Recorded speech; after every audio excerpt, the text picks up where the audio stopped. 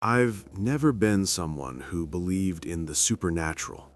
I've always been a logical person, someone who looks for a rational explanation before jumping to conclusions.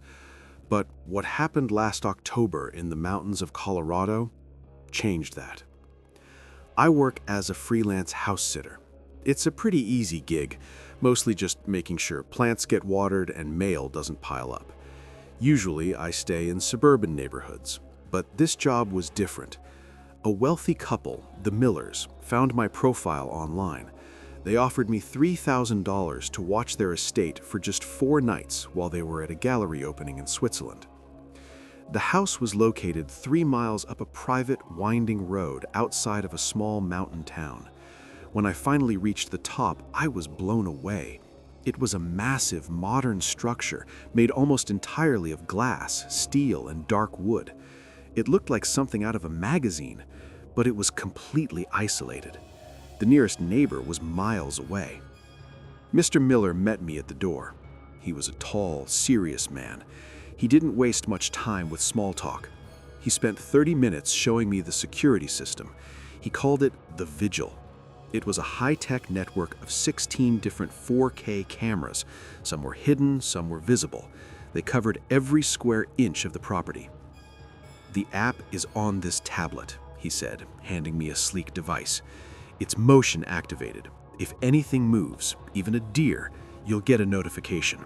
We like to know what's happening on our land." I nodded, thinking it was just rich people paranoia. He gave me the keys, and they left in a black SUV, leaving me alone in that massive, silent house.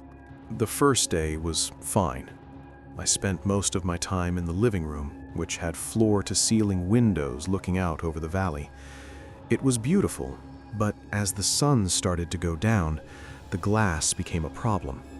When it's dark outside and the lights are on inside, those windows become mirrors.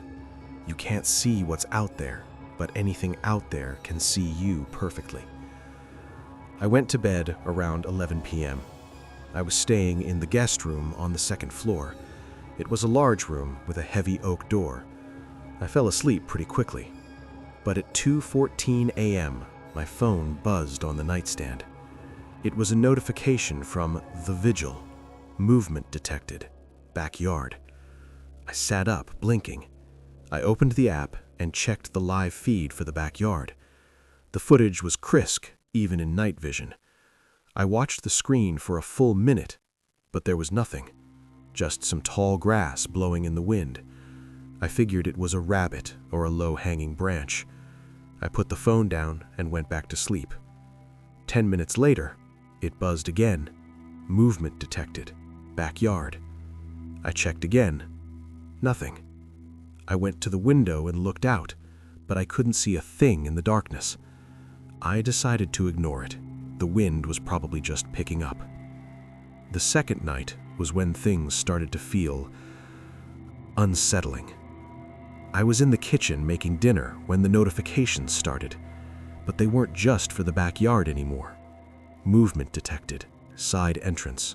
Movement detected. Driveway. I walked over to the security tablet. I pulled up the all cameras view. The house was surrounded by darkness, and the motion zones were lighting up one by one, like something was circling the house. I looked at the driveway feed. It was empty. I looked at the side entrance. Nothing. I started to get frustrated. This was a multi-million-dollar system, and it seemed to be glitching out. I walked to the side door and peered through the small security window. The forest was still. No wind, no animals. That night, I didn't sleep well. I kept hearing the house settle. You know those sounds. The wood popping, the metal cooling down. But in a house that big, every sound echoes. I felt like I was being watched from every corner of those dark glass hallways. On the 3rd night, I decided to do some digging into the app settings. I wanted to see if I could lower the sensitivity of the sensors so I could actually get some sleep. While I was scrolling through the menu, I found a folder I hadn't noticed before. It was labeled Interior Sleep Cycle Logs. I realized the system didn't just monitor the outside, it had cameras in the common areas inside the house too. The Millers hadn't mentioned that. I felt a bit violated, but curiosity got the better of me. I clicked on the log for the first night I stayed there. It was a time-lapse of the living room. I watched myself walk to the kitchen for a glass of water at midnight, then go upstairs. Then, I saw it. At 3 a.m., while I was fast asleep upstairs, a figure walked into the frame. It didn't come from a door, it just appeared from the shadows of the hallway. It was incredibly tall, maybe 7 feet. It was pale, almost white, and it wasn't wearing any clothes, but it didn't look like a monster. It looked like a person, just wrong. Its arms were too long for its body. It walked to the center of the living room and just stood there. It stayed perfectly still for 2 hours. It didn't look around. It didn't touch anything. It just faced the stairs leading to my bedroom. I felt my blood go cold. I checked the footage from the second night. Same thing. 3 a.m. The figure appeared, but this time it wasn't in the center of the room. It was standing at the bottom of the staircase. It stood there until the sun started to come up. Then it simply walked back into the shadows of the laundry room. I was terrified. I wasn't just house-sitting. I was sharing the house with something. I immediately called the Millers, but it went straight to voicemail. I called the local police, but they told me that since there was no sign of forced entry and I was safe in the house, they couldn't send anyone out for hours. They were short-staffed, and I was miles away. I should have left right then. I should have just grabbed my keys and driven down the mountain. But my car was parked in the detached garage, 50 yards away from the house in the pitch-black woods, and I remembered the notifications from the driveway. I decided to barricade myself in the guest room. I moved a heavy dresser in front of the door. I grabbed a steak knife from the kitchen and a flashlight. I sat on the bed, holding the tablet. I was going to watch the live feed all night. 1 a.m., nothing. 2 a.m., nothing. I started to think that maybe, just maybe, the footage was some kind of sick joke. Maybe the Millers had pre-recorded it to prank whoever stayed there. I tried to convince myself that was the truth. Then, it was 3 a.m. I looked at the tablet.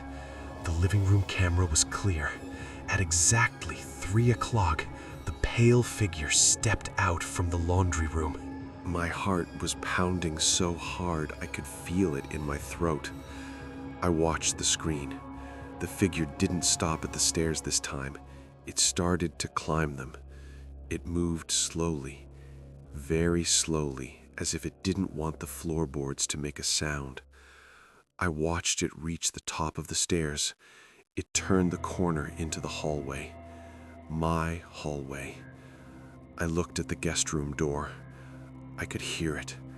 A faint, rhythmic, dragging sound on the carpet outside. I looked back at the tablet.